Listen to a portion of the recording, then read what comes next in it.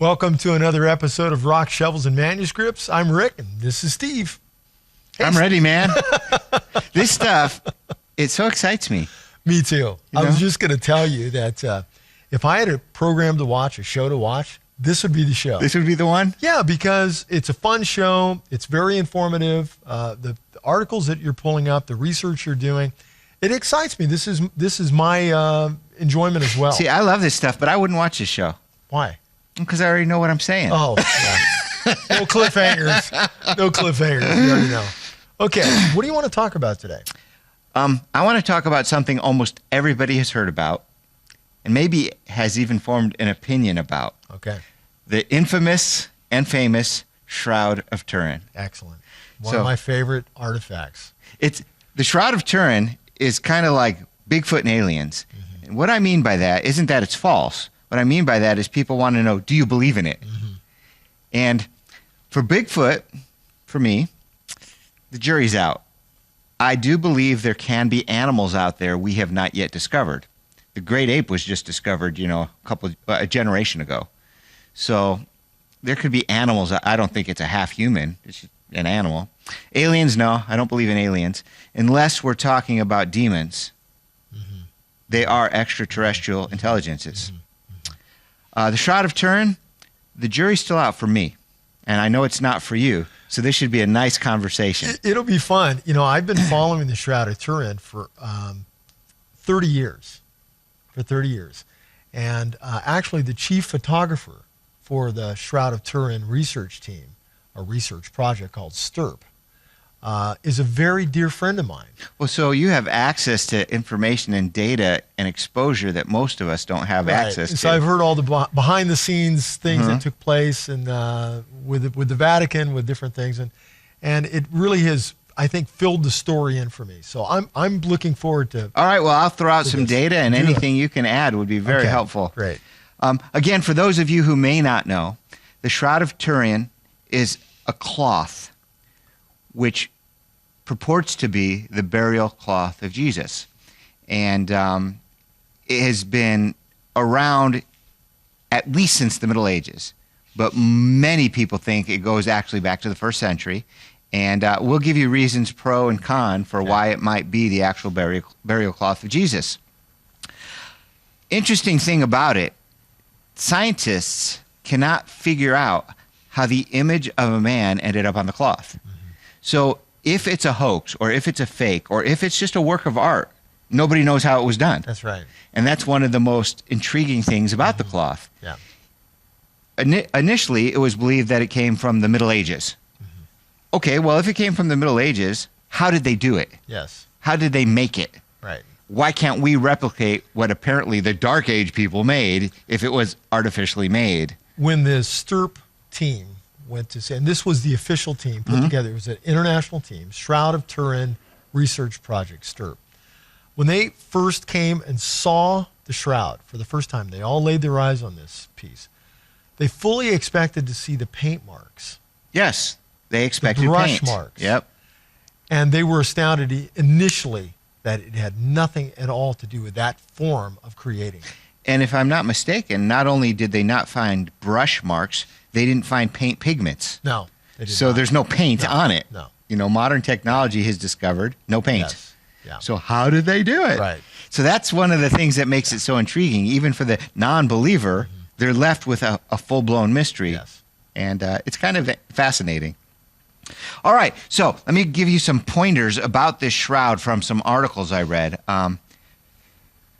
If you were to look at the image of the shroud, these are things that you would see. Again, thinking of a burial cloth of a person, a full-body person, a wrist that bears a large round wound, apparently from a piercing. An upward gouge in the side penetrating into the thoracic cavity. And the proponents say this was post-mortem. That means it happened after death, based on, the blood serum and that type of thing. Small punctures around the forehead and scalp. Scores of linear wounds on the torsos and legs, consistent with a Roman flagrum. Swelling of the face, consistent with severe beatings. And large puncture wounds in the feet, as if pierced by a single spike. One of the most interesting things about these images is if you were to open up the shroud and look at it, you wouldn't see these things. You kind of have to take a negative, and the negative of photography kind of looks like a positive. So in a sense, it takes modern technology to fully view. And again, the mystery is, if this was artificially made, how did they do it? Right.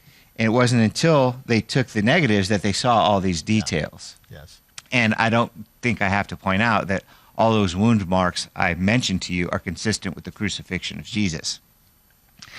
The man in the shroud was muscular. By today's standards, probably short, maybe 5'7" on one end, but others say as much as 6'2" on the other. 5'7" would be much more consistent with what we know about the size of the typical Israeli man back in the first century. Shoulder-length hair, parted in the middle, beard, mustache, very typical for a person in the first century. So here's some of the arguments that people would give to say the Shroud of Turin is the burial cloth of Yeshua. The textile, when you look at the material that it's made out of, it is consistent with first century Israel material. And that's significant. Yes. I mean, if you were a middle-aged person and you wanted to replicate this, you would use materials that are consistent with your area and your age. So this is significant. When you look at paintings that are done in Europe of Yeshua, the Last Supper, any of the famous artists, the Walking on the Water, the clothing, the hairstyle, the facial features, they're all consistent with European middle-aged thought. Right. Exactly. This goes consistent to first age, which Yes. is quite significant. Yes.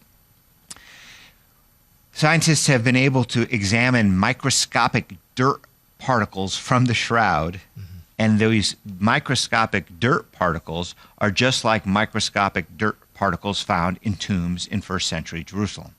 In fact, the dirt itself, they know, comes from that area. Absolutely, yes. Yeah. So And not from some other part of the world. And where where most of the accumulation of the dust is found on the shroud is in the area of the feet. Oh, really? Oh, yes. Oh, I didn't know that. Yeah. Oh, okay. So that lends credence to this isn't something that was somehow artificially done, but that there was a body that was enshrouded. A man with dirty feet who walked the streets of Jerusalem. Exactly. And was buried in a tomb in Jerusalem. Exactly true. Yes. The red stains on the shroud, they're not paint. They have been determined to be blood. Yes. So this is really, this has real blood on it, Yeah. not paint. It's AB, which blood conforms back to after long periods of time. So we don't know exactly what the blood type is. Some believe it to be the universal donor blood. Which would be interesting, wouldn't it? It would be, but that is only surmising. They Yeah. don't know for sure because blood changes over time and it becomes more neutral. Wouldn't it be cool if they could do the Jewish genetic test on the blood from the shroud, just to add a little more information? Yes. An Israeli botanist identified a flower imprint on the shroud. The flower is known to bloom in Jerusalem during the season of Passover. Yes. So that is huge. Yeah. So one thing we can say, the shroud came from first century Jerusalem. Yes. And it was manufactured / made during the season of Passover. Yeah. The evidence mounts significantly. Yes. 58 pollen types were found on the shroud. 45 are from Jerusalem. Again. So what can we say about the shroud? Well, we can say it has human blood on it. It has dust and pollen and flowers from Jerusalem that are consistent with Passover. Yes.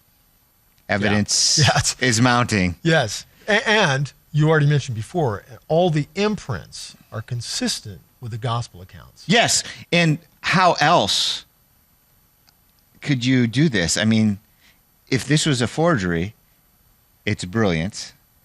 If it's not a forgery, what is it? Well, it's beyond brilliant because, and of course I'm a believer, but so it would take me a long way to push me off the table the other direction, just because I've studied this so long. Yeah. But one of the things is the most obvious. The paintings done during the time period that they feel it's been dated to. We need to go into the dating at some point. I'm not trying to date you. Oh, Don't get me wrong.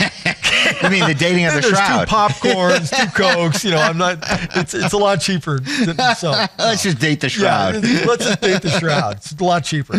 But the time period of when they would carbon date this to in the Middle Ages, all the paintings are consistent with having wounds in the palm of the hands.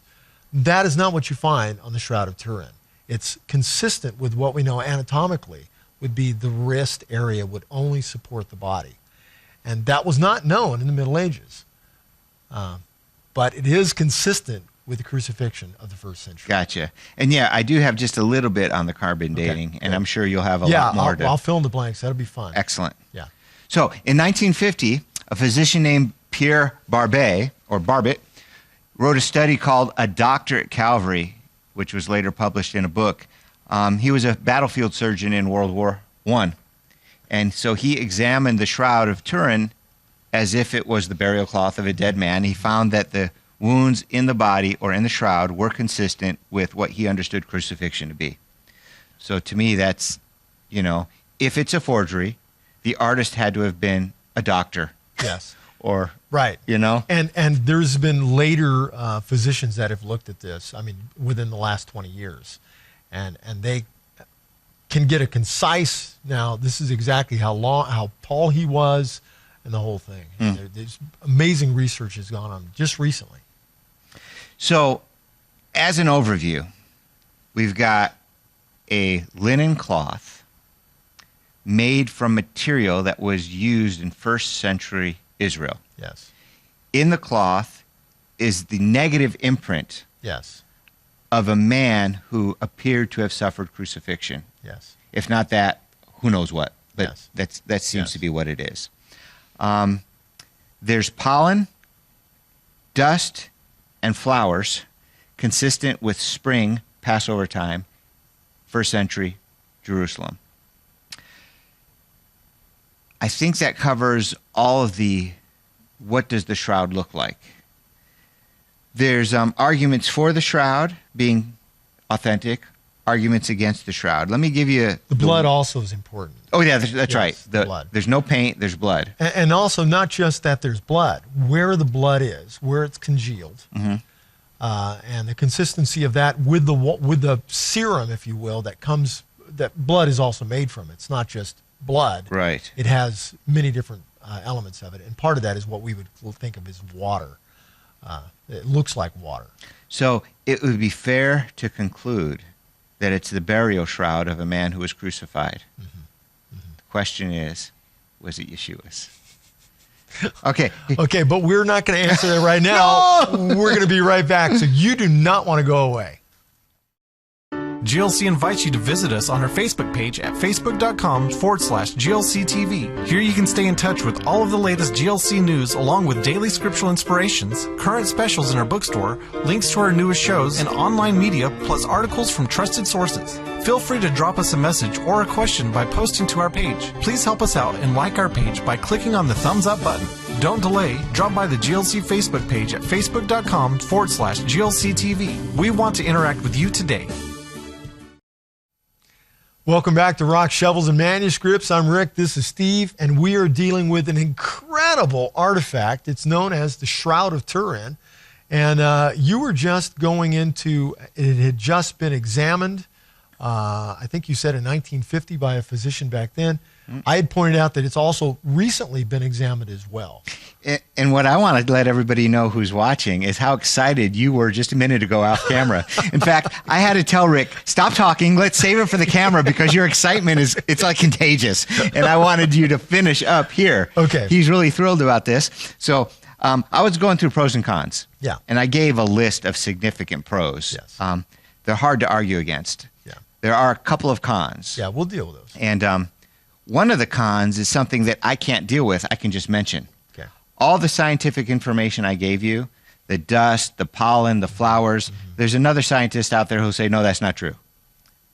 So how do we as non-scientists contend with that? These scientists say it's so, these scientists say it's not.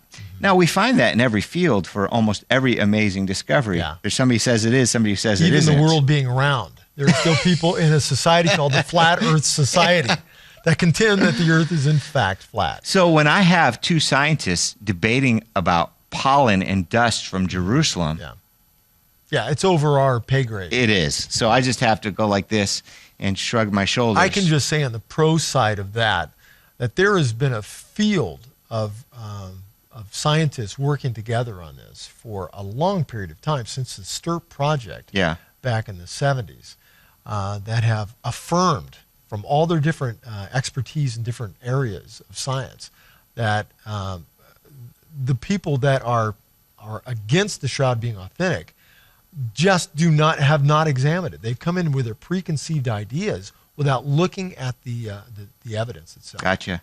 Yeah. And speaking of authentic versus non-authentic or inauthentic, one of the things that we have to contend with, it's the biggest mystery of all, and I kind of mentioned it at the beginning, is how did the image get there? If it's authentic, why would wrapping a dead body in a shroud make an image like that?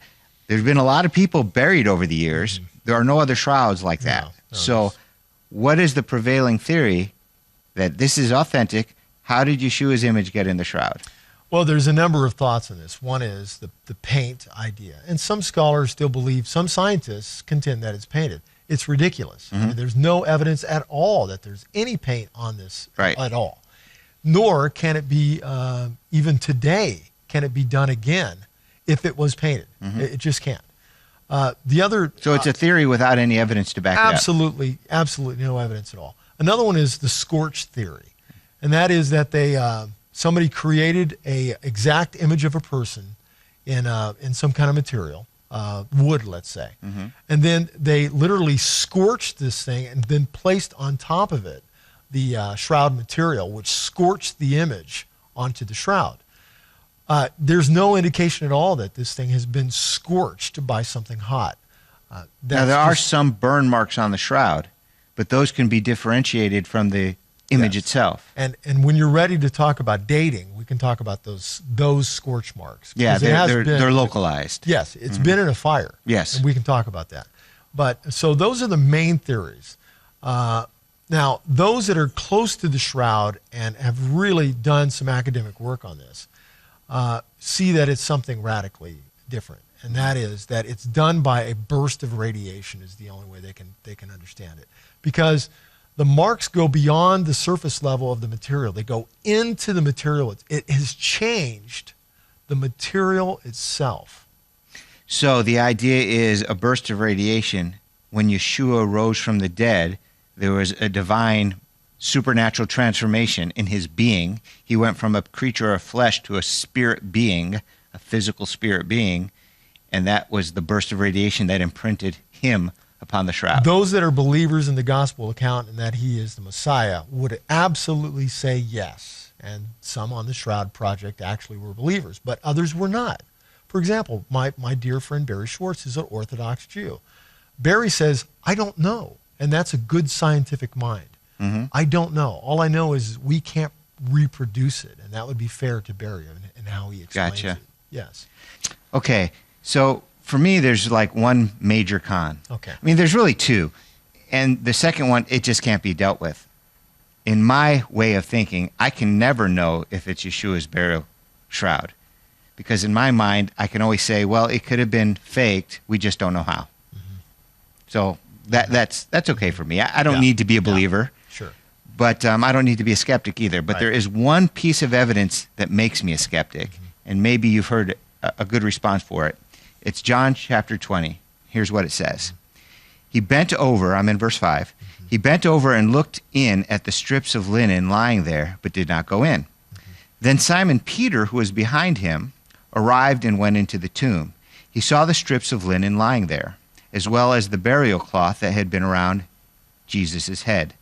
The cloth was folded up by itself, separate from the linen. So we have strips of linen, as opposed to one big piece of linen. and we have a separate cloth for around the head. And the Shroud of Turin, his head is imprinted in the cloth with the rest of his body. So has this been something that's been discussed with the Shroud people? Yeah, certainly. We know how they wrapped bodies, and they would have wrapped, a linen would have been more than twice the length of the body. The body would be placed on that. It would be rolled back over the top. A separate piece of linen would have wrapped around underneath to keep the jaw up. So it would have been wrapped around the head to keep the jaw up on the head itself. And so that separate strip of linen was the jaw strip. That's right. And the other is consistent with first century burial. Okay, well, that's good to know. I didn't know that, and that's very helpful. Which also says that the Gospels are authentic for the time frame because they describe perfectly how a person was wrapped and buried at the time. Right, and if this was done like in the Middle Ages, they would have had no clue how a person in the first century was buried. Or if the Gospels were dated to the 2nd century, they wouldn't have understood exactly how the process was in the 1st century. That's why the Gospels are written in the 1st century at the time. Now, originally, it was surmised, theorized that the Shroud of Turin came from the Middle Ages. Since then, they've done some additional dating on it, and they've brought it back to the 1st century. But there's another piece of data that some people say brings it back to at least the 2nd century, and that's a quote from the Gospel of the Hebrews, which is a non-biblical book. Yes. But it was well known in the 1st and 2nd centuries. Let me read to you what the Gospel of Hebrews says. Again, this is from like the 2nd century. Okay. When the Lord had given the linen cloth to the servant of the priest, he went to James and appeared to him.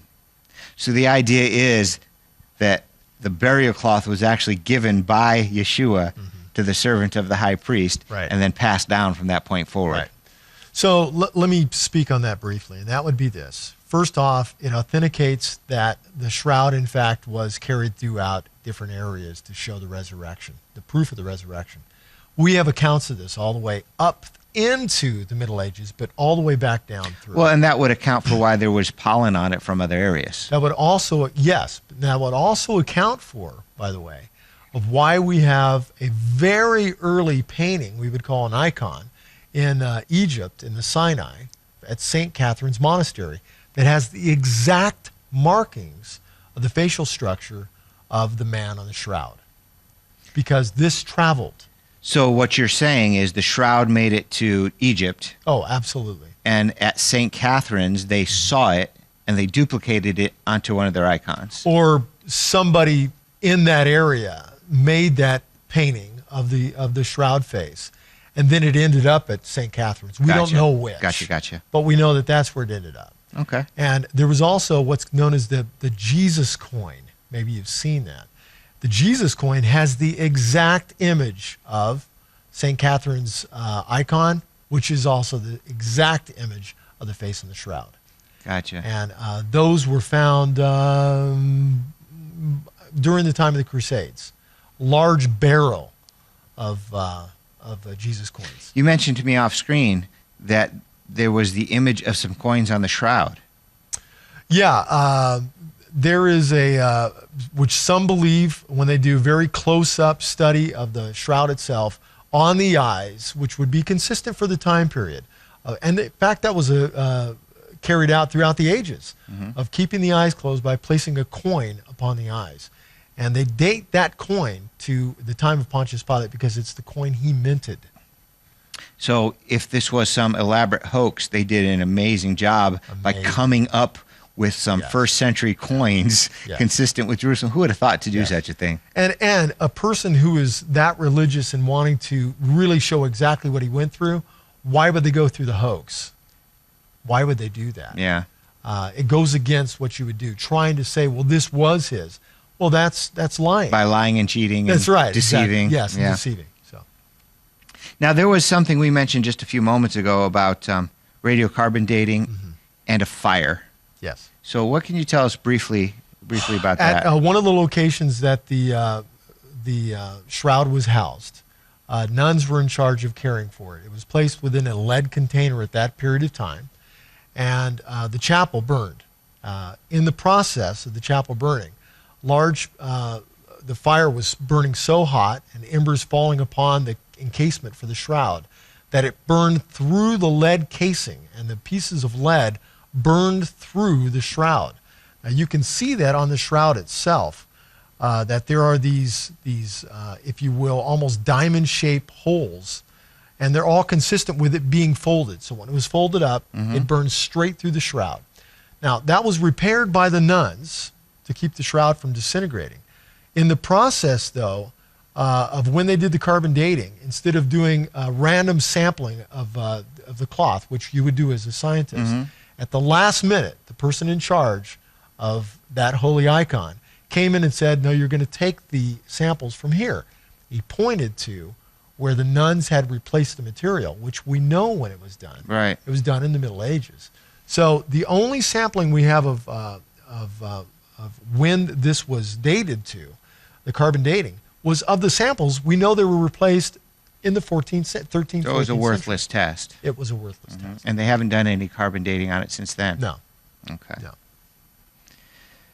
It's intriguing, to say the least. I understand that the shroud is only brought out and displayed publicly every decade or so. So do the scientists have more access to it than that? Actually, the Vatican, in their wisdom, had the shroud cleaned since the STIRP team has worked on it. And this is a recent development. And they also stretched it a bit, so it's now not the right proportion that it was when it was tested. So the best a person could find is if they go on stirp.com and go to Barry's exact digital images of it, and that is the best way you're going to study it today. All right, well, we're almost done, so that means I can open up my browser and go to stirp.com and check out some of these awesome images that we've been talking about. Yes, yes. Shroud.com would be probably the best place to see the images that Barry has taken and really to look at this, shroud.com. Well, I get to touch a man who knows Barry, the lead Who touched the photographer for the shroud. Well, this has been fun. Thanks. It has been. You're very welcome. Well, we could talk a lot more about the shroud and evidence for the resurrection, which is more important than anything else. But you know what? We'll see you next week with something brand new. God bless.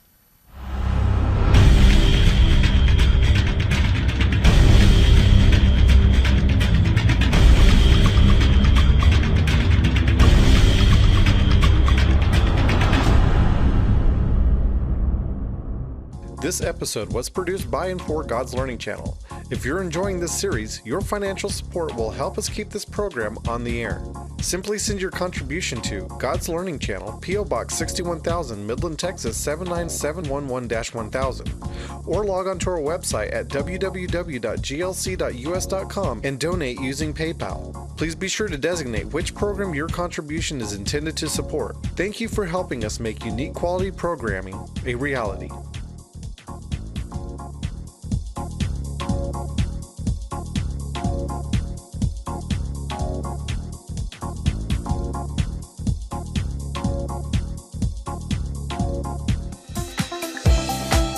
Order your copy of this program from the GLC bookstore by calling the numbers or visiting the website on your screen. Please include the program number when ordering.